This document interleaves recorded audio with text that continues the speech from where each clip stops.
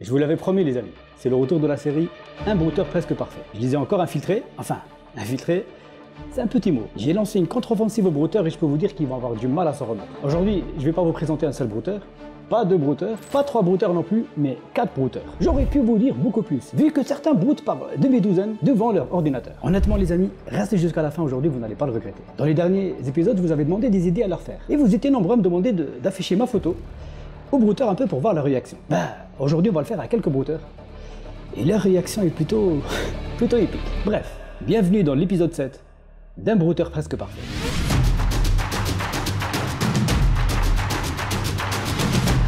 On commence avec ce premier brouteur qu'on appellera Luc. Luc est spécialiste dans l'arnaque à la location. C'est lui qui met les fausses annonces d'appartements ou encore des maisons sur le bon coin, sous-logé, etc. On a déjà parlé de cette arnaque qui continue malheureusement à faire pas mal de dégâts. La preuve, Luc en a fait sa spécialité. Et ça a l'air de plutôt bien marcher pour lui. Car une fois sur son PC, il avait énormément de documents sur ses victimes. Des centaines de pièces d'identité, des justificatifs de domicile ou encore des fiches de paye. Tout ce qu'il faut pour vous cloner et créer des comptes bancaires. Et d'ailleurs, c'est l'une des rares arnaques qu'on peut vous demander de ce genre de documents. Comme vous le savez, pour louer un appartement ou une maison, généralement on vous demande tout ça. Luc passe ses journées à arnaquer et à répondre à des annonces. Et j'ai comme l'impression qu'il ne broute pas depuis chez lui, mais plutôt dans un local ou un bureau. Et Luc, il avait une particularité. Parfois, entre 2 arnaques, il se permet des petites pauses.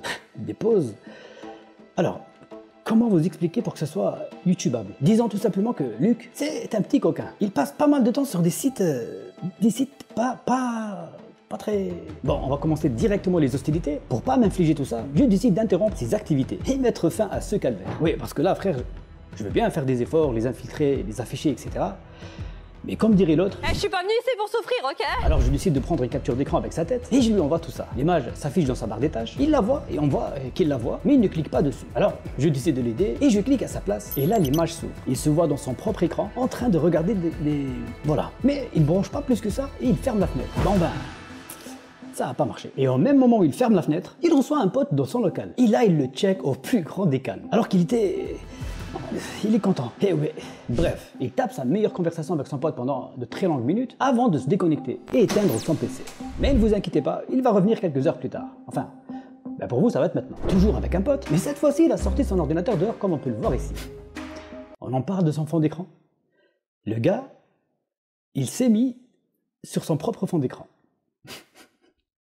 Brouteur mais narcissique. Bon, il est temps pour moi de commencer à le titiller un peu et jouer avec ses sentiments comme lui il le fait avec les victimes. Je profite du moment où il parle avec son collègue qui ne regarde pas l'écran pour lui afficher ma photo. Je suis sûr que vous tous qui regardez cette vidéo, vous voulez voir sa réaction en voyant ma tête popper sur son PC. C'est parti. Ok, il est concentré à parler business avec son pote, il regarde pas trop l'écran, c'est le moment d'attaquer. Il est complètement sous le choc. Son visage veut tout simplement tout dire. Cette photo, elle est complètement magique. Il est perdu en panique totale et on le voit regarder partout, pensant peut-être que je vais lui tomber dessus. On part sur un combat de souris, il ferme la photo, mais aussitôt une autre repop. Il balance le PC portable dans tous les sens avant de le prendre. Maintenant, je pense qu'il a compris que le seul moyen de s'en débarrasser de moi est tout simplement d'éteindre l'ordinateur. Et c'est ce qu'il va faire. Lui, il va avoir du mal à s'en remettre. Et si jamais tu vas regarder cette vidéo, et je sais que tu vas la regarder, sache juste une chose, je suis pire qu'une punaise de lit. Le seul truc que je regrette avec ce brouteur, c'est qu'il n'avait pas de micro. J'aurais tellement aimé entendre tout ce qu'il disait ici. Mais le prochain brouteur qu'on va avoir, il avait un micro, une qualité de caméra limite en HD 1080p, et sa réaction elle est encore plus épique. Par contre, par rapport aux autres brouteurs qu'on a l'habitude de voir ici, j'ai remarqué une nette amélioration quant à leur matériel informatique. Des machines de plus en plus récentes, la qualité de la caméra, comme je viens de le dire, elle n'est pas très dégueulasse, mais j'ai remarqué aussi que certains brouteurs utilisent encore des vieux navigateurs, alors que le meilleur navigateur, c'est Opera.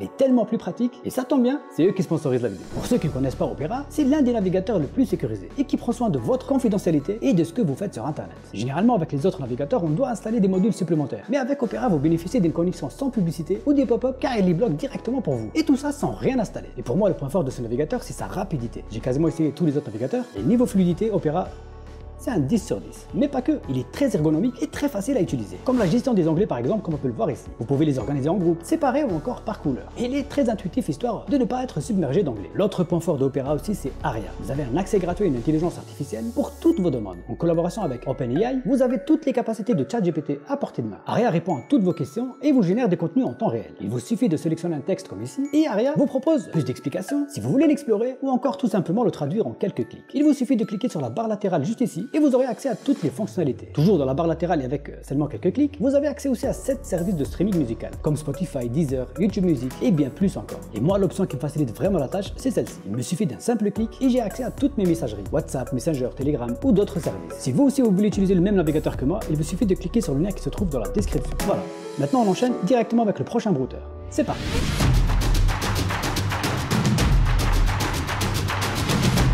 Avec ce brouteur, tenez-vous prêts, ça va aller très vite. Comme vous pouvez le voir, il ne barra pas tout seul. Mais c'est tout un groupe qui s'acharne sur le même ordinateur. Je dis ça va aller vite car il est beaucoup plus vif que les autres brouteurs. À peine la caméra allumée, il remarque la petite LED qui s'allume. Alors il comprend vite qu'il y a un truc qui ne va pas, il se lève et clique un peu partout, il fixe l'objectif et là il est persuadé d'être observé. Comme à chaque fois, il va choisir l'option la plus radicale et finit lui aussi par éteindre son PC. Et qui va revenir quelques minutes après?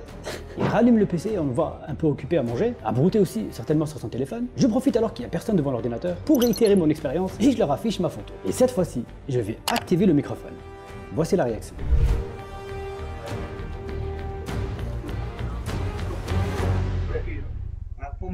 Sans doute à tuer.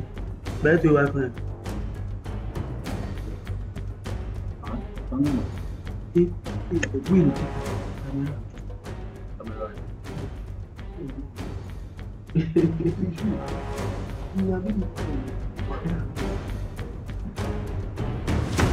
Eux, ils m'ont cash reconnu. Ils sont encore là quelque part dans la boîte, donc on risque de les revoir très prochainement. J'avais prévenu que ça allait être du rapide, mais comme d'habitude pour la fin, ils vous réservent toujours les meilleures pépites. On enchaîne avec le prochain brouteur.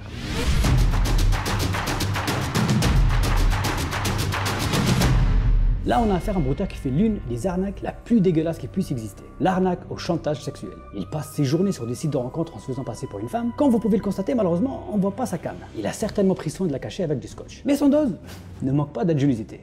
Pour lui faire retirer le bout de scotch devant sa caméra, observez bien ce que je vais lui faire. Pendant qu'il était en train de s'inscrire sur un site de rencontre, je lui affiche ce message d'erreur. Attention, erreur sans dose. Windows a détecté un objet devant votre caméra. Pour éviter une surchauffe de votre ordinateur, merci de le retirer d'urgence. Vous pensez qu'il va le faire? Je suis sûr que vous connaissez déjà la réponse. Mais c'est pas fini. J'ai été choqué. Et c'est le moment où je vous choque vous à votre tour. Il retire enfin le bout de scotch. Et là je découvre des gamins de 12 ou 13 ans maximum en train d'arnaquer. Des putains de gamins. C'est la première fois que je vois ça et d'ailleurs c'est pour cette raison que j'ai pris la décision de les flouter. Je sais que certains brouteurs commencent de plus en plus tôt. Mais là c'est complètement lunaire. D'autant plus qu'ils font, comme je l'ai dit avant, la pire des arnaques qui détruit parfois même des vies, la sextorsion. Pendant qu'ils arnaquent leurs victimes en les contactant sur les sites de rencontres, et avant de les emmener sur Google Chat, désolé, je vais encore fois devoir vous choquer. J'active le micro d'ordinateur. Ils sont en plein live TikTok où ils demandent aux gens de tapoter et liker leur live. Mais c'est pas tout, ils vont même le dire fièrement qu'ils sont en plein barat. Des personnes. Tapoter, partager, tapoter. On partage un vrai barret, tapoter. Tapoter. Ouais, nous allons lancer mail. Y'a barret, tapoter seulement vous allez lire. Qu'est-ce que mon fils? Tapoter l'écran, ça va rager de nuit. Tapoter l'écran. Envoyez les fleurs aussi, ouais. Envoyez les fleurs. Honnêtement, j'en ai vu des dingueries, mais là, même moi, j'étais pas prêt. Vu qu'ils étaient en plein live sur TikTok, j'ai tout fait pour trouver leur live, afin de monter et discuter avec eux, et leur montrer leur tête en temps réel, et surtout leur faire la morale, et pourquoi pas même les sensibiliser. Mais malheureusement, sans succès. Impossible de trouver leur live, ce n'est qu'une partie remise. Ils sont dans un coin au chaud, donc on va certainement les recroiser ici. Maintenant, laissez-moi vous présenter le dernier brouteur, mon préféré.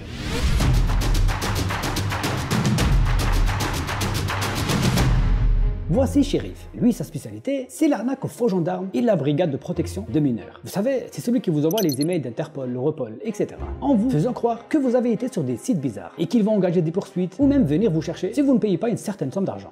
Ça aussi, c'est une arnaque qui fait pas mal de dégâts, comme cette victime qui avait tenté de mettre fin à ses jours en 2021 à cause de ce genre d'accusation. Cette fois-ci, je me fais passer pour une victime et je communiquais avec lui principalement par email. Le grand classique qui va me demander des coupons PCS et moi, bien évidemment, je suis la victime parfaite. Je lui fais alors croire que je vais me rendre au bureau de tabac. On le voit d'ailleurs, tout content, il est persuadé qu'il va avoir quasiment un mois de salaire en quelques échanges. Je vais le faire espérer comme jamais. Il quitte plus son PC et son email et il me spamme de messages pour m'expliquer comment acheter les coupons, etc. Si seulement il savait.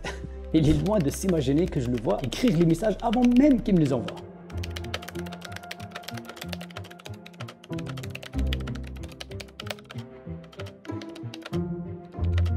Bref, je fini par lui dire que je vais me rendre au bureau de tabac et lui prendre 2 coupons PCS de 250 € chacun, soit l'équivalent de quelques mois de salaire pour lui. Et regardez sa réaction.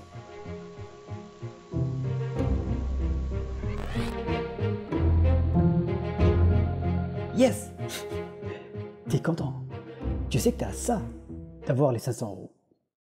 Ben bouge tout simplement pas, je vais te les envoyer. Je lui dis que je suis de retour et que j'ai bien les 2 coupons PCS. Envoyez-moi la photo de chaque coupon. Il est tout content, ça y est, c'est la fin, les coupons vont pas tarder. Il est tout agité, on le voit, il bouge partout. Après chaque message envoyé, il va je sais pas où, il arrête pas de faire des allers-retours. Et je finis par lui envoyer le premier coupon. Un vrai faux coupon pour le coup. Il revient en speed, il vient d'avoir le coupon. Il est enfin là. Il est tout sourire. Son premier réflexe en affichant le coupon est de le prendre directement en photo. Et ensuite on le voit tapoter sur son téléphone. Certainement pour l'envoyer à l'un de ses complices qui dispose d'un compte PCS pour l'encaisser. Alors il est temps de jouer avec ses sentiments maintenant. Je lui envoie une deuxième photo dans la foulée, sauf que cette fois-ci, ce n'est pas un coupon PCS, mais un montage photo de sa tête pour lui faire croire qu'il est en train de se faire marabouter. Merci Dylan pour la photo. Bon, ça met un peu de temps à charger car ils ont une connexion pas terrible. Et dès que la photo montage s'affiche, c'est la panique. Il ferme aussitôt la page. Oui, il est con. Et il croit que je le vois à travers le mail. On le voit prendre aussi le montage photo en photo tout en se cachant.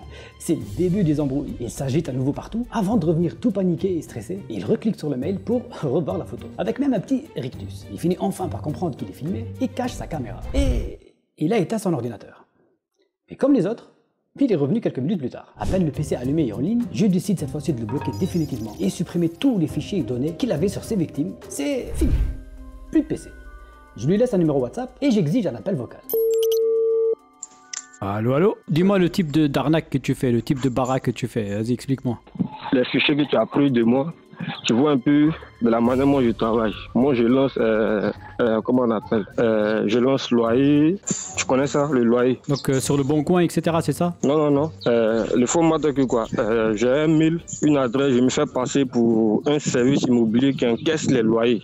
Tu vois un peu, non? Ce gros malade, il fait pas qu'un seul type d'arnaque. En plus de l'arnaque au faux gendarme, comme on l'a dit avant, il vient d'avouer qu'il fait aussi de la location. Ok, et quand la victime, elle verse le paiement, c'est qui reçoit l'argent? L'argent vient directement sur le RIP, dans les comptes en ligne, genre comme Nickel, My French, avec d'autres. Donc je synchronise ça sur mon téléphone, je prends le RIP, je mets dans le test, et quand j'envoie, je commence à envoyer. La victime, une fois que la victime reçoit, qu'elle sait qu'elle doit payer son loyer, elle vit le jeton sur le RIP. Tu comprends un peu, non? Ouais, je comprends, mais une fois qu'elle paye, voilà. C'est qui reçoit l'argent? C'est toi? Vu que le compte du RIP est synchronisé sur mon téléphone, donc c'est moi je reçois pratiquement l'argent et j'ajoute un RIP dedans, je revis pour pouvoir décharger ça. Ok, et j'ai une question. Et quand tu fais le truc de loyer, là, quand tu fais le mouvement de loyer et tu arnaques des gens, tu leur soutires de l'argent, est-ce que ça te fait quelque chose ou pas, ou t'arrives à dormir normal? Oui, j'arrive à dormir normal, sans regret au fait. Pas de regret. Ok, et bien sache que j'ai aucun regret aussi de détruire ton ordinateur ou t'afficher ici. C'est malheureusement le seul moyen qu'on a aujourd'hui pour vous mettre des bâtons dans les roues. Mais sache aussi que le combat ne fait que commencer. Et tu le sais que ça commence à vous faire mal. La machine, elle est lancée, comme je l'ai dit en début de vidéo. Avec Lana, aujourd'hui, on a mis en place un système très ingénieux où nous n'allons plus chercher les brouteurs ou se faire passer pour des victimes, car ça nous prenait du temps et de l'énergie pour un résultat parfois peu convaincant. Maintenant, on est arrivé à un point où on ne cherche même plus les brouteurs. On a fait en sorte que c'est eux qui viennent à nous. On a tout revu, on a des machines un peu partout, et tout ça c'est possible aussi grâce à WeHeberge. Attention, ce n'est pas un partenariat rémunéré, mais ils nous aident pas mal dans cette noble cause. Et grâce à leur serveur, on a réussi à mettre la main sur énormément de brouteurs. Donc un gros big up à toute l'équipe WeHeberge. Aujourd'hui, j'ai juste montré un petit échantillon de brouteurs, mais sachez que la série Un brouteur presque parfait est enfin de retour. J'espère que cet épisode vous aura plu. On se retrouve très prochainement pour un autre, donc n'hésitez pas à vous abonner pour ne pas le rater. En attendant, comme d'habitude, restez sur vos gardes, c'était Sandol. Ciao! Ah oui, je sais aussi que je suis suivi par pas mal de brouteurs comme on l'a vu tout à l'heure, donc toi, brouteur qui regarde cette vidéo, si ça se trouve, t'es dans le prochain épisode.